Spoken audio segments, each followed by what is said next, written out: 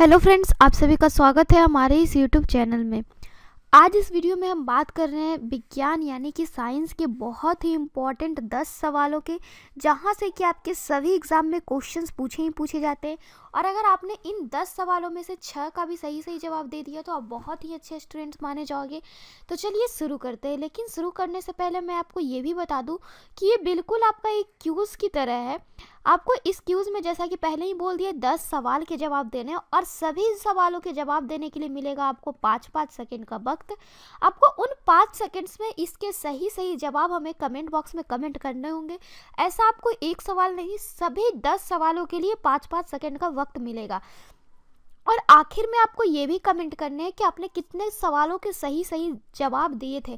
तो चलिए शुरू करते हैं। साथ ही साथ मैं ये भी बता दूं कि इसी तरीके के हम डेली आपके लिए क्यूज़ लाते रहते हैं। तो डेली क्यूज़ के लिए आप हमारे चैनल को सब्सक्राइब ज़रूर करें और सब्सक्राइब करने के बाद बेल आइकन पे ज़रूर प्रेस करें, ताकि हम जो भी वीडियोज़ अपलोड करें उसके आपको नोटिफिकेशंस टाइम टू टाइम मिलती रहे और आप हमारी एक भी वीडियो मिस ना करें। और आप इसी तरीके से हमारे डेली के क्यूज़ का भी लाभ उठाते रहें। आप इसे लास्ट तक ज़रूर देखो, आपको I am sure, I hope कि आपको बहुत ही ज़्यादा मज़ा आने वाला है इस क्यूज़ में। तो चलिए देखते हैं।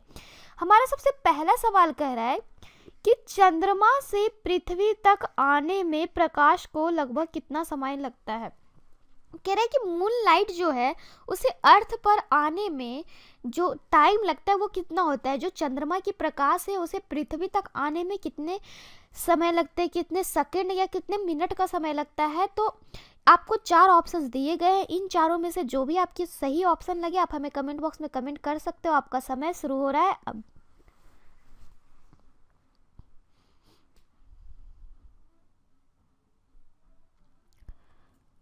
तो 5 सेकेंड्स आपके पूरे हो चुके हैं। तो मैं आपको बता दूं कि चंद्रमा से पृथ्वी तक आने में प्रकाश को 1 सेकेंड का वक्त लगता है, यानी कि ऑप्शन नंबर सी 1 सेकेंड का। आई होप बहुत सारे लोगों ने इसका सही सही जवाब भी दिया होगा। तो चलिए देखते हैं नेक्स्ट क्वेश्चन।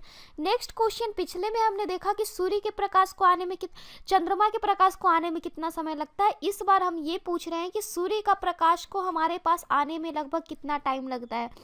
आपको 4 ऑप्शंस दिए गए हैं मिनटों में और आपका समय शुरू हो रहा है अब।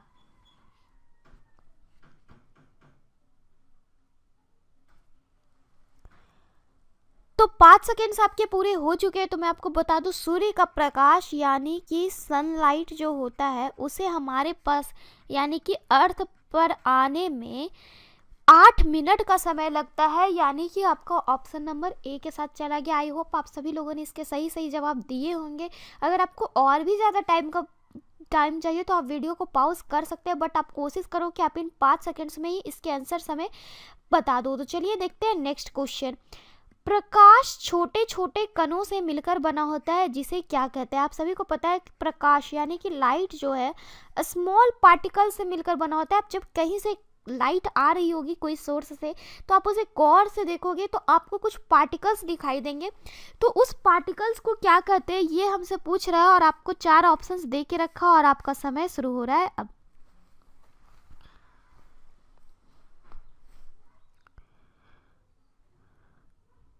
तो 5 सेकेंड्स आपके पूरे हो चुके हैं। तो मैं आपको बता दूं कि प्रकाश यानी कि लाइट जिन स्मॉल पार्टिकल्स से मिलकर बना होता है उसे हम कहते हैं फोटोन, यानी कि ऑप्शन नंबर डी।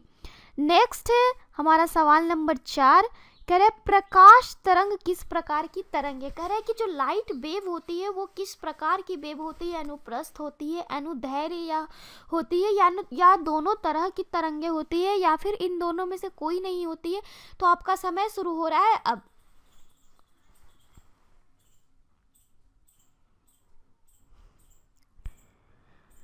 तो 5 सेकेंड आपके पूरे हो चुके हैं। तो मैं आपको बता दूं कि लाइट वेव जो है यानी कि प्रकाश तरंग जो है वो हमारी होती है अनुप्रस्थ तरंग, यानी कि ऑप्शन नंबर ए।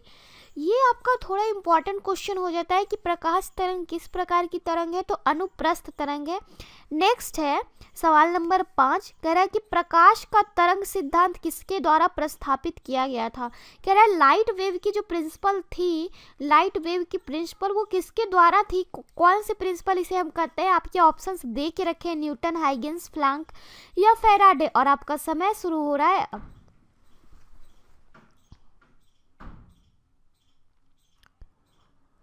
तो 5 5 सेकेंड्स आपके पूरे हो चुके हैं, तो मैं आपको बता दूं प्रकाश का तरंग सिद्धांत यानी कि लाइट वेव प्रिंसिपल जो है वो हाइगेंस के द्वारा प्रस्तावित किया गया था, यानी कि ऑप्शन नंबर बी।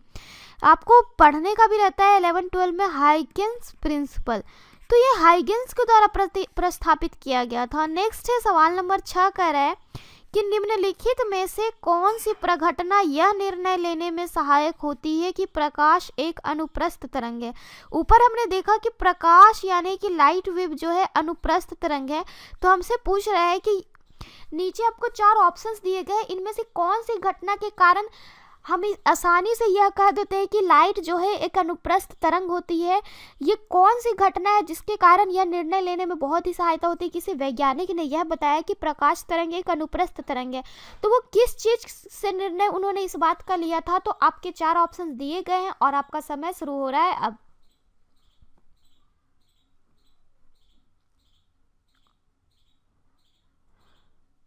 तो 5 सेकेंड्स आपके पूरे हो चुके हैं, तो मैं आपको बता दूं कि वह प्रघटना जो यह निर्णय लेने में सहायक होती है कि प्रकाश एक अनुप्रस्थ तरंग है, उस प्रघटना का नाम है ध्रुवीकरण, पोलराइजेशन, यानी कि ऑप्शन नंबर सी।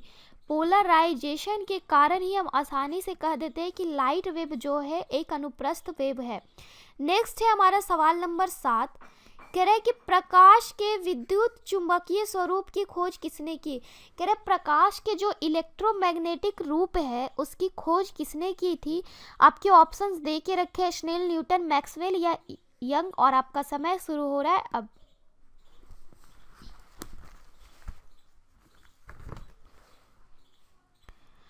तो 5 सेकेंड्स आपके पूरे हो चुके हैं, तो मैं आपको बता दूं कि जो प्रकाश के विद्युत चुंबकीय स्वरूप थे यानी कि लाइट का जो इलेक्ट्रोमैग्नेटिक जो आपका रूप होता है उसकी खोज मैक्सवेल ने की थी, यानी कि ऑप्शन नंबर सी। नेक्स्ट है इसी तरीके से सवाल नंबर 8, कह रहा है किसने सर्वप्रथम यह दिखलाया कि प्रकाश तरंगों का विवर्तन होता है। कह रहा है किसने, कौन सा वैज्ञानिक ने सबसे पहले यह दिखाया था कि प्रकाश यानी कि जो लाइट है वो वेव्स का विवर्तन होता है, तरंगों का विवर्तन होता है, यह किसने सबसे पहले दिखलाया था। तो आपके 4 ऑप्शंस दिए गए हैं और आपका समय शुरू हो रहा है अब।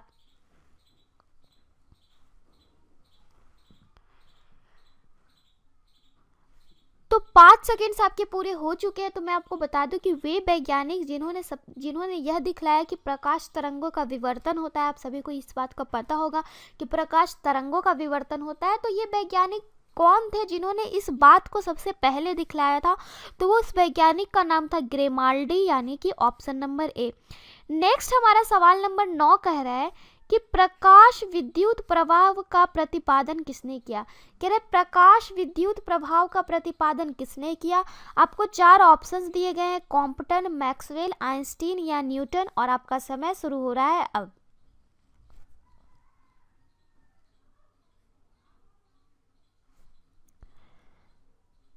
तो 5 सेकेंड्स आपके पूरे हो चुके हैं, तो मैं आपको बता दूं कि प्रकाश विद्युत प्रभाव का प्रतिपादन जो है वो आइंस्टीन ने किया था, यानी कि ऑप्शन नंबर सी।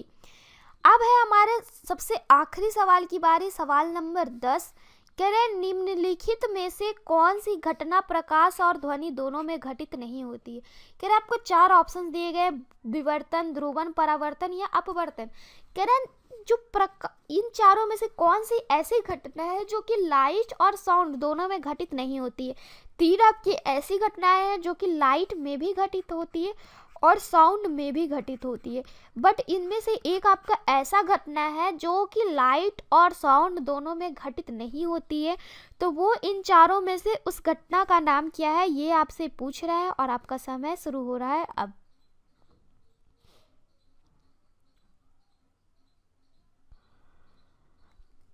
तो 5 सेकेंड्स आपके पूरे हो चुके हैं, तो मैं आपको बता दूं कि वह घटना जो कि प्रकाश और ध्वनि यानी लाइट एंड साउंड दोनों में घटित नहीं होती है, उस घटना का नाम है आपका ध्रुवन, यानी कि ऑप्शन नंबर बी, जिसे हम पोलराइजेशन कह सकते हैं। यह जो है हमारी दोनों चीज़ों में नहीं घटित होती है, ये आपको प्रकाश और ध्वनि दोनों में घटित नहीं होती है, तो हमारा आंसर चला जाएगा ध्रुवन के साथ। तो आज के लिए बस इतना ही। आई होप आपको इस क्यूज़ में बहुत ही ज़्यादा मज़ा आया होगा और आपने ज़्यादा से ज़्यादा क्वेश्चंस के जवाब हमें कमेंट बॉक्स में कमेंट भी किए होंगे। तो मैं आपको फिर से याद दिला दूं कि आपने कितने क्वेश्चंस सही सही आंसर किए, वो भी हमें ज़रूर कमेंट बॉक्स में कमेंट करें। तो आज के लिए बस इतना ही। Then bye and thanks for watching this video.